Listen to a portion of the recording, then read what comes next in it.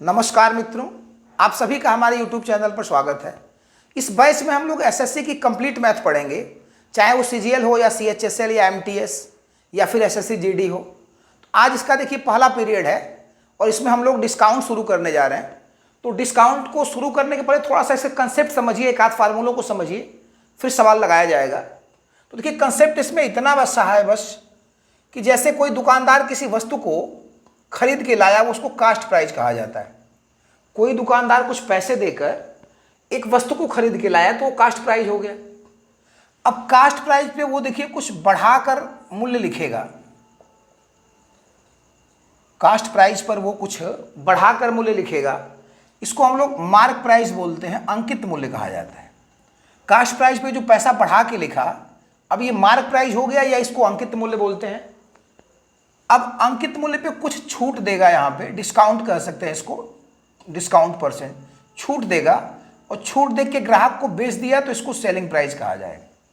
तो कुछ पैसे में वो सामान जो दुकानदार खरीद के लाया वो कास्ट प्राइस है, कुछ बढ़ा के जो नोट किया वो मार्क प्राइस है, और अंकित मूल्य, अब अंकित मूल्य पे कुछ छूट देगा दुकानदार ग्राहक को, तो दुकानदार ग्राहक को छूट देगा तो ग्राहक जितने पैसे में सामान खरीदेगा वो सेलिंग प्राइस हो गया।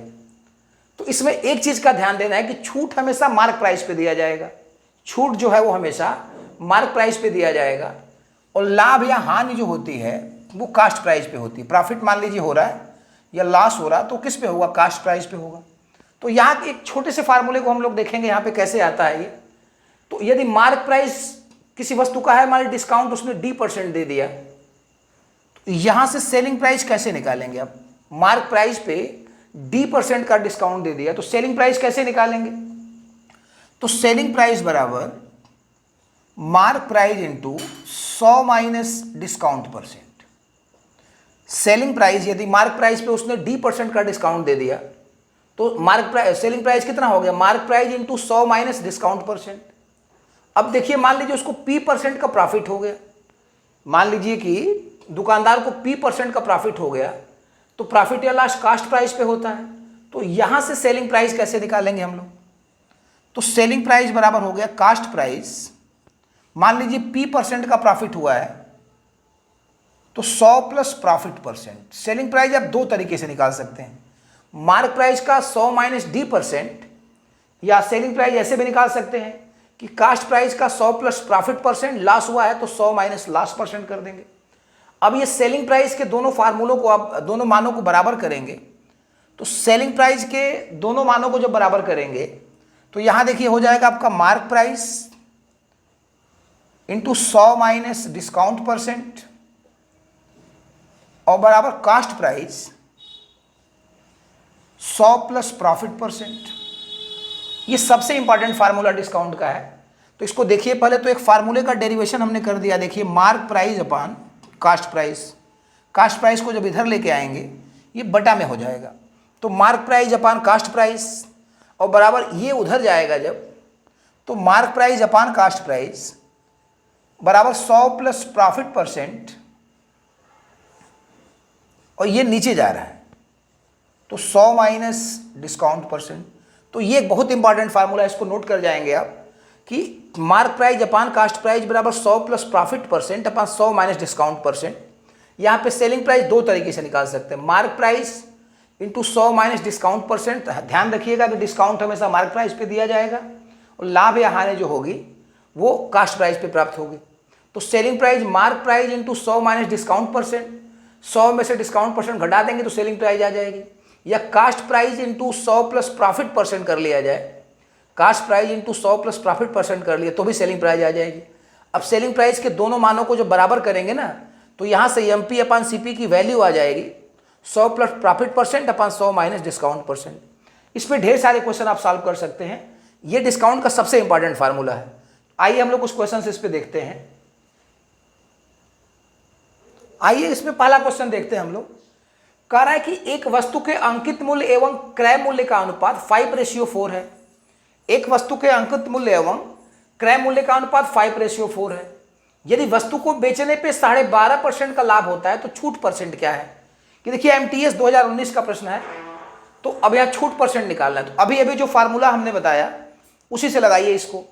अभी जैसे हमने फार्मूला बताया कि mark price upon cost price, तो mark price upon cost price तो क्या बताया हमने, 100 plus profit percent upon 100 minus discount percent. देखिए यही हमने बताया अभी कि मार्क प्राइस और कास्ट प्राइस का जो रेशियो होता है वो 100 plus profit percent upon 100 minus discount percent. मान लीजिए लॉस होता तो यहाँ पे माइनस कर दिया जाता। अब मार्क प्राइस और कास्ट प्राइस का रेशियो 5:4 है। मार्क प्राइस और कास्ट प्राइस का रेशियो 5:4 है। 100 प्लस प्रॉफिट परसेंट 12.5% का प्रॉफिट हुआ है, तो 12.5। अब यहाँ देखिए लिख रहा है 100 माइनस डिस्काउंट परसेंट, ये डिस्काउंट परसेंट हम लोगों को निकालना है। अब आप क्रॉस मल्टीप्लाई करिए, देखिए पहले ये हो गया आपका, देखिए 5:4, ये अभी लिख लीजिए थोड़ा सा। ये 100 में 12.5 जोड़ देंगे, 112.5 अपान 100 माइनस डिस्काउंट परसेंट। अब पहले तो 4 का इसमें मल्टीप्लाई करेंगे, या यहाँ से यदि हम लोग 100 माइनस, देखिए इसको ऊपर ले जाइए, तो 100 माइनस डिस्काउंट परसेंट यदि करते हैं तो 4 का पहले इसमें मल्टीप्लाई होगा, ये ऊपर जाएगा तो 5 से डिवाइड होगा, 4 से मल्टीप्लाई, पहले 4 से मल्टीप्लाई कर लीजिए, तो 112 चौक का 448 और 0.5 का 2 हो जाएगा। इसका इसमें गुणा करेंगे तो 450 हो जाएगा, और फिर 5 नीचे जाएगा तो इससे भाग हो जाएगा, 5 से कटेगा ही। समझ में आ रहा है?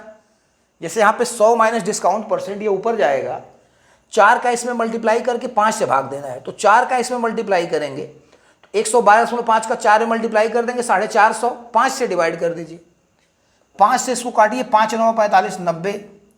अब डिस्काउंट परसेंट उधर जाएगा, 90 इधर चला जाएगा, तो यदि डिस्काउंट परसेंट का मान निकाला जाए तो डिस्काउंट परसेंट इधर 90 इधर आ जाएगा, तो 100 माइनस 90, तो 100 में से 90 घटाएंगे 10, यानी डिस्काउंट हमारा जो हो गया वो 10% हो गया, यानी इसका जो है चौथा ऑप्शन ये सही था।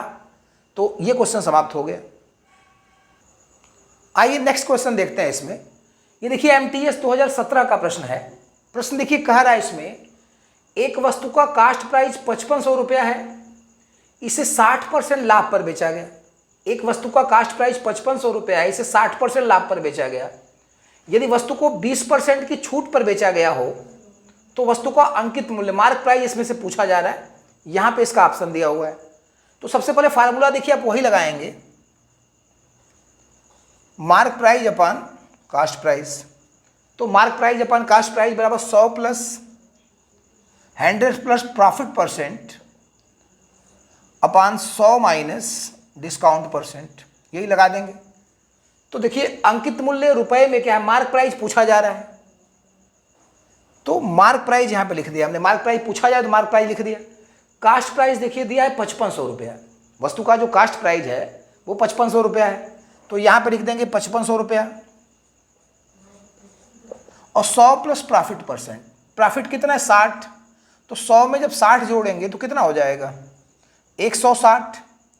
100 में प्रॉफिट परसेंट 60% के लाभ पे बेचा गया है, तो 100 में 60 जोड़ेंगे तो 160 हो जाएगा।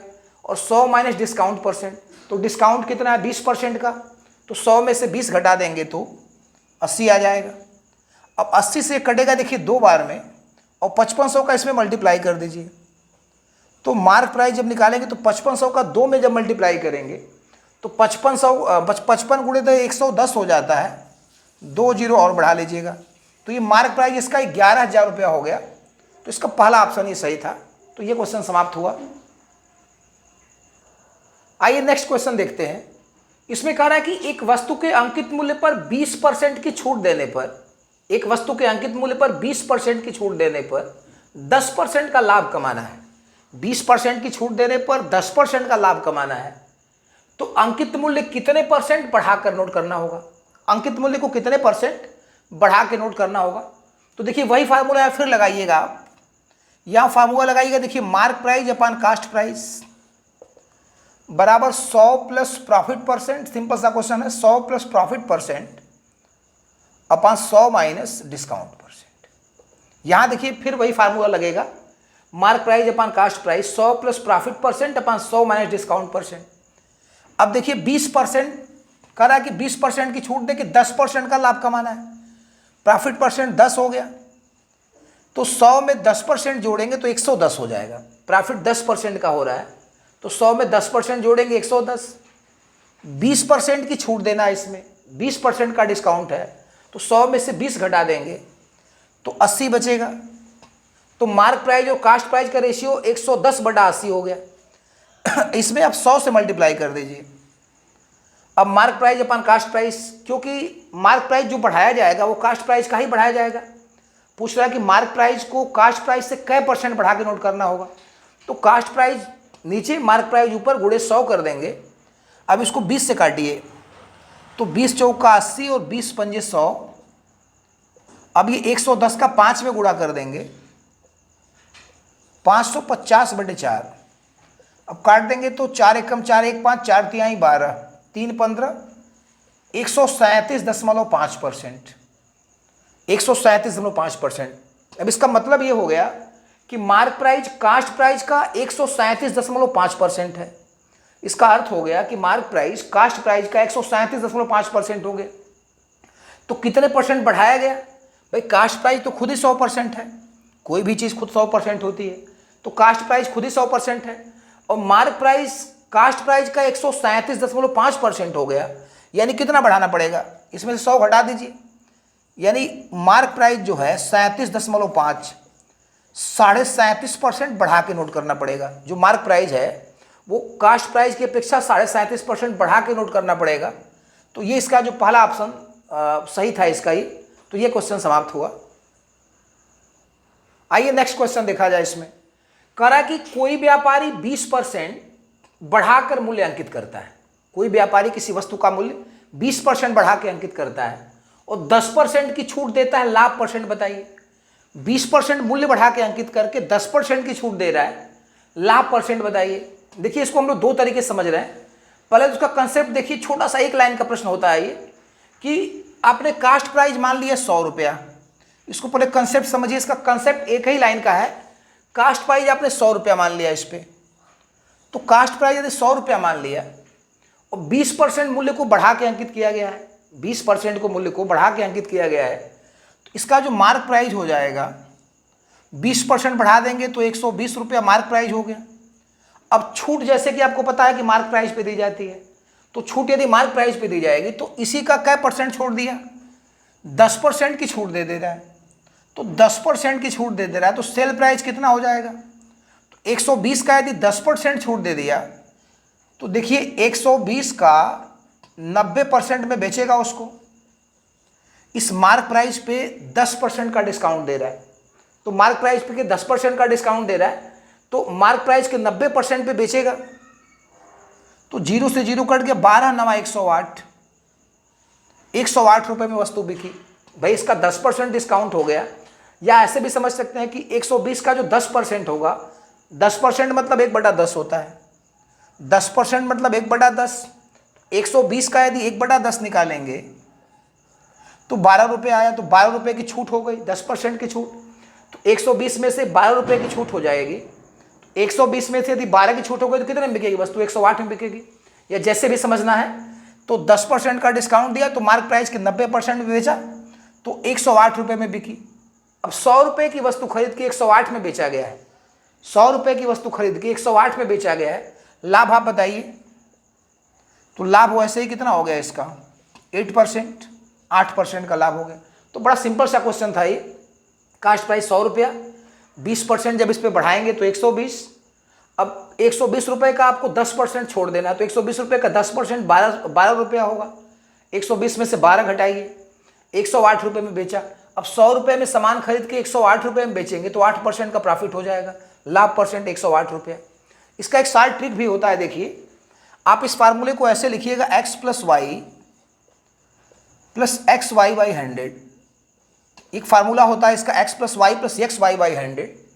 अब यहाँ पे देखिए बढ़ा के जो अंकित किया उसके लिए प्लस लगाइएगा, और जो 10% का डिस्काउंट दिया है, ये इससे नुकसान हो रहा है उसका, इसको माइनस करिएगा। ये 20 प्लस और 10 को माइनस में, तो x का मतलब 20 जो बढ़ा के अंकित किया प्लस, y की वैल्यू 10% की छूट दे रहा है, इसको माइनस में रखिएगा, -10, और धन x की वैल्यू 20 जो बढ़ा के लिखा है प्रॉफिट के लिए, और 10% का इस पर डिस्काउंट हो जाएगा बटा 100। डिस्काउंट को हमेशा इस फार्मूले में माइनस रख देंगे, तो यहाँ से भी देखिए आ जाएगा आपका 20 में से 10 गया 10, और ऋण का धन में मल्टीप्लाई करेंगे ऋण हो जाएगा, 2 जीरो से 2 जीरो कट गया 2, तो 10 में से 2 घटा देंगे तो 8%, यानी उसका जो लाभ हो जाएगा वो 8% हो जाएगा। तो ये फार्मूला भी आप प्रयोग कर सकते हैं। इसमें यक्स जो है वो जितना बढ़ा के अंकित करेगा, 20% बढ़ाया हुआ है तो यक्स का मान 20% प्लस में, और जितना डिस्काउंट दे रहा है वो माइनस में लिखिएगा। 10 यहाँ भी माइनस, यहाँ भी माइनस, 20 में से 10 गया 10 बचेगा, और यहाँ पे 0 0 कटेगा, ऋण का धन में गुणा करेंगे -2, तो 8% का हो गया। तो 8%। आइए नेक्स्ट क्वेश्चन देखते हैं। देखिए इसमें कह रहा है कि 20% तथा 15% के क्रमिक बट्टों का समतुल्य बट्टा क्या है।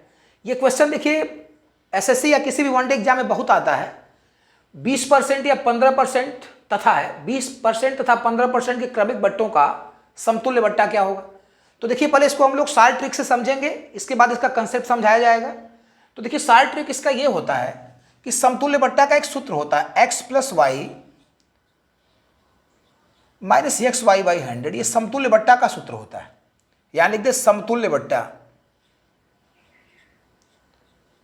तो ये देखिए समतुल्य बट्टा का छूट होता है, मतलब समतुल्य बट्टा जो होता है x + y - xy/100 हो गया। अब x की वैल्यू कितनी है 20 प्लस y की वैल्यू 15, तो x की वैल्यू 20 और y की वैल्यू 15 माइनस 20 × 15/100, ये हो गया। अब 20 में 15 जोड़ देंगे तो कितना हो जाएगा 35, और ये माइनस, तो 20 पंजे 100 और 5 तिहाई 15, 3 बचा यहाँ पे, तो 35 में से 3 घटा देंगे तो 32%, यानी समतुल्य बट्टा जो हो जाएगा वो 32% हो जाएगा। तो समतुल्य बट्टा, दो बट्टों का जो समतुल्य बट्टा होता है उसका फार्मूला x + y - xy/100। अब इसी में x और y की वैल्यू रख देंगे, आ जाएगा। तो इसका देखिए पहला ऑप्शन सही था। इसके बाद हम लोग इसको कंसेप्ट से समझेंगे एक बार। देखिए तो कंसेप्ट इसका ये होगा कि 20% की फ्रैक्शन वैल्यू देखिए 1/5 होती है। इसके कंसेप्ट को देखा जाएगा तो 20% की फ्रैक्शन वैल्यू 1/5 होती है, और यहाँ पे 15% की जो फ्रैक्शन वैल्यू है 15% की, वो कितनी हो जाएगी 15/100 कर लीजिए। यहाँ पे 5 तिहाई 15 और 5 दूना की 100, तो 15% की जो फ्रैक्शन वैल्यू है वो 3/20 हो गई। तो दो बट्टे हैं 20% और 15%, तो 20% की फ्रैक्शन वैल्यू 1/5, 15% की फ्रैक्शन वैल्यू 3/20। अब यहाँ पे देखिए इसके कहने का अर्थ है कि 5 रुपए पे 1 रुपए की छूट है। ये छूट है 20% 15% की, ये छूटे हैं, फ्रैक्शन वैल्यू में लिखा गया। तो 5 रुपए पे यदि 1 रुपए की छूट है, यानी 5 की वस्तु कितने में पड़ी, तो 5 की वस्तु 4 में पड़ी। और यहां देखिए 20 रुपए पे 3 रुपए की छूट है, तो 20 रुपए पे 3 रुपए की छूट है, तो 20 की वस्तु कितने में पड़ी 17 में पड़ी। अब ये 4 से यदि 20 को काट दें तो 4 पंजे 20। अब यहां देखिए ऊपर हो गया 17 और ये 5 पचे 25। तो अब ये टोटल मिला के, कुल मिला के 25 की वस्तु 17 में पड़ी।